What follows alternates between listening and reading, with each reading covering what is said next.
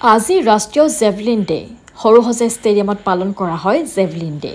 Javelin ডেৰ সভাত উপস্থিত ক্ৰীড়া মন্ত্ৰী নন্দিতা গাৰ্লুছা, এথলেটিক সন্থাৰ সভাপতি তথা মন্ত্ৰী জয়ন্ত মল্ল বৰুৱা। 2020 চনৰ পৰা 7 আগষ্টৰ দিনটোত মানি অহা হৈছে জেভলিন ডে হিচাপে। আজি ৰাজ্যৰ 30 জিলাৰ পৰা অহা 300 শতাধিক খেলুৱৈয়ে জেভলিন ডেত জেভলিন খেল প্ৰতিযোগিতাত অংশগ্ৰহণ কৰে।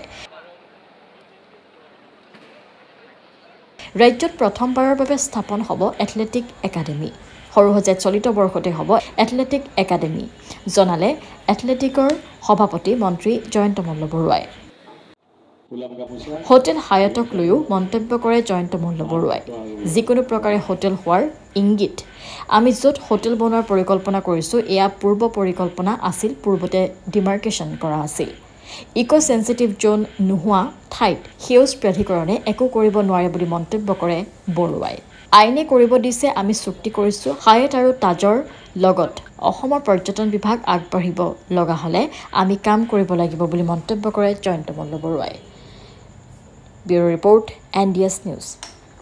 এই বছৰ আমি সিদ্ধান্ত লৈছোঁ যে অসম এথলেটিক সন্থাই সৰুসজাই ষ্টেডিয়ামতে এখন একাডেমি আমি আৰম্ভ কৰিম। তাৰ কাৰণে আমি প্ৰাৰম্ভিক কামসমূহ আৰম্ভ কৰিছোঁ। ৰাজ্য চৰকাৰৰ লগতো ইয়াৰ আলাপ আলোচনা হৈ আছে আৰু খুব কম দিনৰ ভিতৰত এখন সুন্দৰ একাডেমি যাতে আমি এথলেটিক একাডেমি এখন ইয়াত কৰিব পাৰোঁ, যাৰ জৰিয়তে যিসমূহ প্ৰতিভা জিলাই জিলাই আছে, বিভিন্ন কাৰণত তেখেতসকলৰ আগবাঢ়ি আহিব পৰা নাই, তেনেকুৱা খুব প্ৰতিভাসমূহক আমি ইয়াত আনি ইয়াতে ৰাখি একাডেমিত ৰাখি ওচৰৰ স্কুলত শিক্ষা গ্ৰহণৰ ব্যৱস্থা কৰি ৰাতিপুৱা গধূলি যাতে ষ্টেডিয়ামত সুন্দৰ প্ৰেক্টিছ কৰিব পাৰে, এই ধৰণৰ এখন একাডেমি কৰাৰ পৰিকল্পনা আগবাঢ়িছোঁ আৰু মই ভাবোঁ যে কম দিনৰ ভিতৰত এই একাডেমিটো আৰম্ভ কৰিব পাৰিম। আমাৰ কাৰণে আমি সকলোৱে এতিয়াও আশাৰে বাট চাই আছোঁ যে যোৱা অলিম্পিকৰ দৰে এইবাৰো তেখেতে আমাক ভাৰতবৰ্ষক গৌৰৱান্বিত কৰিব, সেই আশাৰে সকলোৱে ৰৈ আছোঁ।